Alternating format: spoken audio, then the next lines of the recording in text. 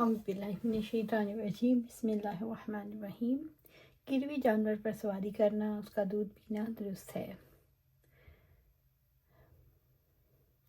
اگر وہ کسی کو مل جائے۔ مغیرہ نے بیان کیا اور ان سے ابراہیم نے، گم ہونے والے جانور پر اگر وہ کسی کو مل جائے، اس پر چارہ دینے کے بدلے سواری کی جائے اگر وہ سواری کا جانور ہے، اور چارے کے مطابق اس کا دودھ بھی دوہا جائے اگر وہ دودھ پینے کے قابل ہے۔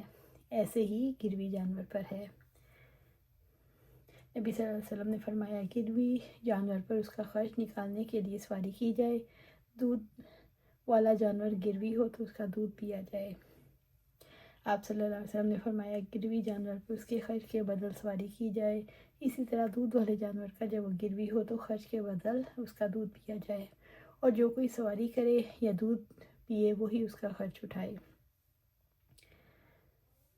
یہی ہے کہ مرتہن شے مرہونہ سے نفع اٹھا سکتا ہے جب اس کی درستی اور اصلاح اور خبر گیری کرتا رہے، گو مالک نے اس کو اجازت نہ دی ہو، اور جمہور فقہا نے اس کے خلاف کہا ہے۔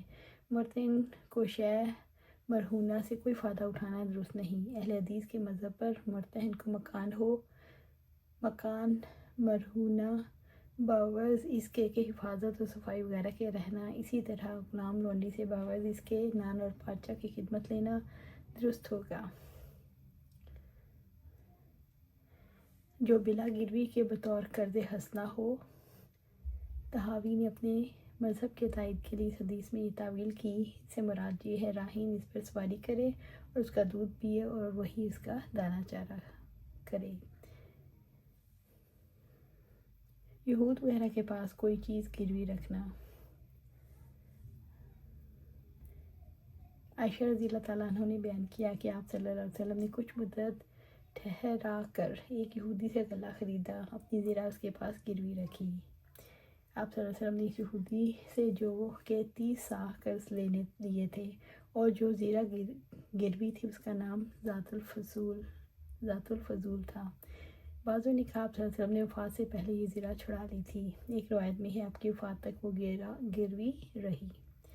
راہن اور مرتہن میں اگر کسی بات میں اختلاف ہو جائے یا اس کی طرح دوسرے لوگوں میں، تو گواہی پیش کرنا مدعی کے ذمہ ہے، ورنہ منکر مدعی علیہ سے قسم لی جائے۔ عبداللہ بن عباس رضی اللہ تعالیٰ عنہ کی خدمت میں 2 عورتوں کو مقدمے میں لکھا تو اس کے جواب میں انہوں نے تحریر فرمایا کہ نبی صلی اللہ علیہ وسلم نے فیصلہ کیا کہ اگر مدعی گواہ نہ پیش کر سکے تو مدعی علیہ سے قسم لی جائے۔ یہ اختلاف خواہ اصل رہن میں ہو یا مقدار شے مرہونہ میں، مثلا مرتہن کہے تو نے زمین درختوں سمیت گروی رکھی تھی، اور راہن کہے میں نے صرف زمین گروی رکھی تھی، تو مرتہن ایک زیادت کا مدعی ہو، اس کو گواہ لانا چاہیے۔ اگر گواہ نہ لائے تو راہن کا قول قسم کے ساتھ قبول کیا جائے۔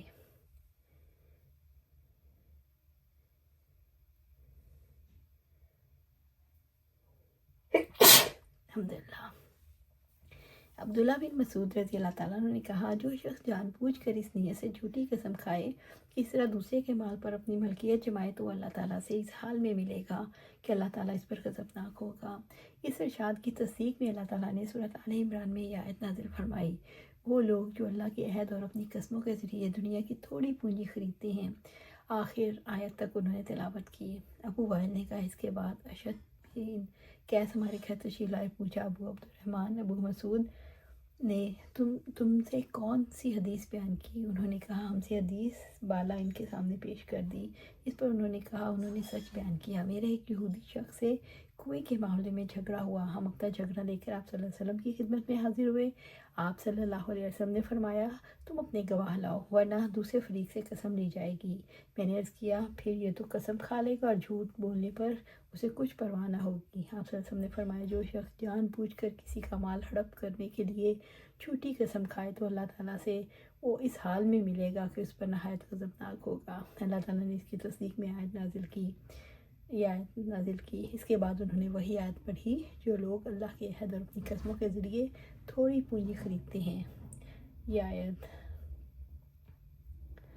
اس حدیث سے یہ ثابت کرنا مقصود ہے کہ مدعی علیہ اگر جھوٹی قسم کھا کر کسی کا مال ہڑپ کر جائے تو عند اللہ بہت ہی بڑا مجرم، گناہگار، ملعون قرار پائے گا، اگرچہ قانوناً وہ عدالت سے جھوٹی قسم کھا کر ڈگری حاصل کر چکا ہے، مگر اللہ کے نزدیک وہ آگ کے انگارے اپنے پیٹ میں داخل کر رہا ہے۔ بس مدعی علیہ کا فرض ہے وہ بہت ہی سوچ سمجھ کے قسم کھائے اور دنیاوی عدالت کے فیصلے کو آخری فیصلہ نہ سمجھے کہ اللہ کی عدالت عالیہ کا معاملہ بہت سخت ہے۔